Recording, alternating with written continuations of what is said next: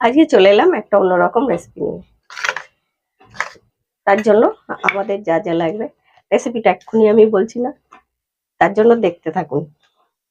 আমি নিয়েছি দুটো আলু কেটে এরম মাঝারি সাইজ, পাতলা পাতলা করে বেগুন, দুটো বড় পেঁয়াজ কোচানো, সব একসঙ্গে দিয়ে দেবো। যারা রাঁধতে জানেন তারা আগে দিয়েই গেস করতে পারবেন। দিয়ে দেবো দুটো টমেটো, কাঁচা লঙ্কা কুচি, একটু জিরে বাটা, গুঁড়ো বাটা নয় সরি, যতটা জিরে গুঁড়ো তার থেকে তার হাফ ধনে গুঁড়ো, একটু লঙ্কা গুঁড়ো, শুকনো লঙ্কার গুঁড়ো। এই রান্নাটায় একটু শুকনো লঙ্কার গুঁড়ো দিই, আর অনেকটা পরিমাণ কিন্তু কাঁচা লঙ্কা কুচি দিয়েছি আমি। আর দিয়ে দেবো আন্দাজ মতো কি যে হচ্ছে, আমার ছেলে শুধু ভাবছে। আর দিয়ে দেবো কিছুটা হলুদ, অবশ্য জানে, তাহলে রান্নাটা। আর সর্ষে বাটা, এটাই কিন্তু কাঁচা লঙ্কা দেওয়া আছে, বাটা কাঁচা লঙ্কা। এটাই আমি 3-4টে কাঁচা লঙ্কা সর্ষের সঙ্গে দিয়ে বেটে নিয়েছি।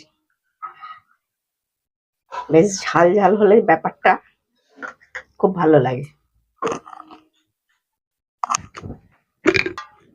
আর দিয়ে দেবো খানিকটা সর্ষের তেল। এবার নিশ্চয়ই টেস্ট করতে পারছেন যে কি সাসপেন্স। আর মাছের ডিম। এবার তবে বলেই ফেলি রেসিপিটা আজকের। মাছের ডিমের বাটি চচ্চড়ি। আপনারা তো চিংড়ি মাছের খেয়েছেন, এমনি মাছের খেয়েছেন, সব রকম। মাছের ডিম দিয়ে এরম বাটি চচ্চড়ি করে দেখবেন, দুর্দান্ত খেতে হয়। কালকে বড়া করেছিলাম, সেটা অবশ্য আপনাদের সঙ্গে শেয়ার করিনি। আর আজকে বলি এই রেসিপিটা আপনাদের সঙ্গে শেয়ার করে নিই। একটু মাখাটা ভালো করে মেখে নিতে হবে। হয়ে গেছে আমাদের, দেখুন ভালো করে সব মিশে গেছে। আর মাছের ডিমটা নিশ্চয়ই ধুয়ে নেবেন, ধুয়ে পরিষ্কার করে নেবেন আগে থেকে। এবার দিয়ে দেবো কড়াই, কোনো ফোড়ন নয়, কোনো কিচ্ছু নয়, এটা ঢেলে দিয়ে দেবো। আর সামান্য একটুখানি জল, এটা ধুয়েই দেবো, না দেওয়ার মতো। ব্যাপারটা শুকনো শুকনো হবে। চলো এবার চলে যাবো আমরা। এবার আমরা গ্যাসটা জ্বেলে দেবো, দিয়ে কড়াটা বসিয়ে দেবো। আর অল্প একটু সর্ষের তেল ওপর দিয়ে ছড়িয়ে দেবো।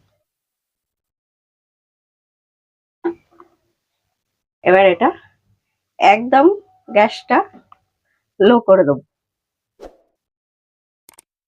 দিয়ে হবে ঢাকা দিয়ে দিয়ে।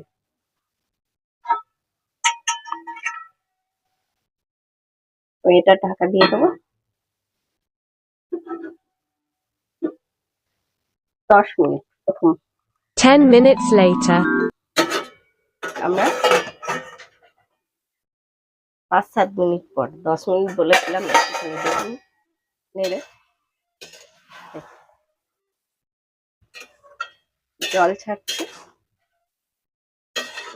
ওর জন্য বললাম জলটা আগে দিয়ে দেবেন না, মনে হলো একটু জল দেবেন।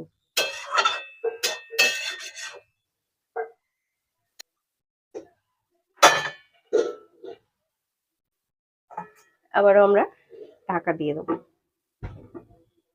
এবার আমরা ঠিক মিনিট 15 ঢাকা দিয়ে রাখবো। 15 minutes later. চলে এলাম মিনিট 15 পর।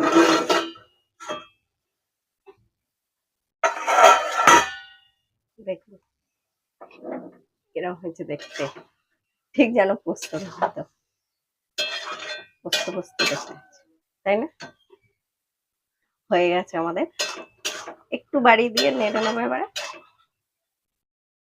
আলু সেদ্ধ হয়ে গেছে।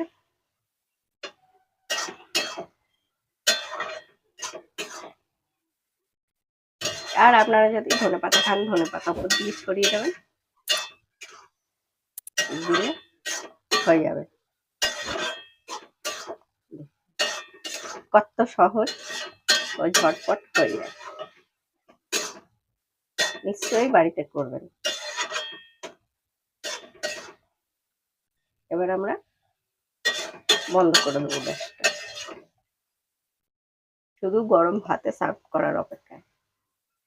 এটা যারা পছন্দ করবে রুটি টুটি দিয়েও যারা খাবেন, সেটাও খেতে ভালো লাগে রুটি দিয়ে। তবে অনেকে মাছের জিনিস রুটি দিয়ে খেতে চান না, কিন্তু গরম গরম ভাতে আর এরকম একটা রেসিপি, গরম ভাত বেশি খাবেনই খাবেন। আমরা গ্যাসটা বন্ধ করে দেবো। আজকের মতো হেজেলের রেসিপি এখানেই শেষ। একটা ইউনিক নতুন একটা রেসিপি হয়েছে, একদম ইউনিক বলবো না, হয়তো অনেকে জানেন, আমি জানি না। তাই থেকে ভিডিওটা দেখতে দেখতে একটা লাইক করে ফেলবেন, কমেন্টটা একটু পুশ করে দিয়ে দেবেন, আর শেয়ার করতে একদম ভুলবেন না, যাতে অন্যরা দেখতে পায়। আর যারা পেজে দেখছেন পেজটি ফলো করে দেবেন, যারা ইউটিউবে দেখছেন চ্যানেলটি সাবস্ক্রাইব করে দেবেন, পাশে থাকা বেল আইকনটি ক্লিক করে দেবেন, যাতে আমার ভিডিওটা আপনাদের কাছে সবার আগে পৌঁছে। সবাই কাছে অনুরোধ রইল, নিশ্চয়ই একটি লাইক করবেন, কমেন্ট করবেন।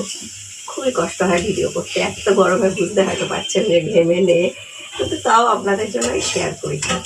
একটু লাইক কমেন্টটা করলে, পাশে থাকলে আপনাদের সাপোর্টটা পেলে আর একটু করতে ভালো লাগে আর কি, এইটাই। আর কিছু না। আগের মতো রেসিপি এই অবধি থাক, আবার আসবো অন্য কোনো সময়, অন্য কোনো দিন, অন্য একটি রেসিপি নিয়ে। আবার তার জন্য দেখতেই হবে মৌসুমীর হেসেল।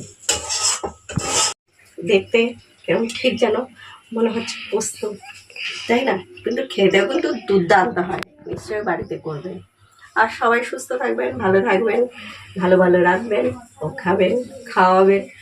সব থেকে বলে ভালোবাসার রাস্তা হচ্ছে এই পেট থেকে শুরু, তাই ভালো ভালো রাখবেন। হ্যাঁ, এটা আমার কথা নয়, মা ঠাকুমার কথা।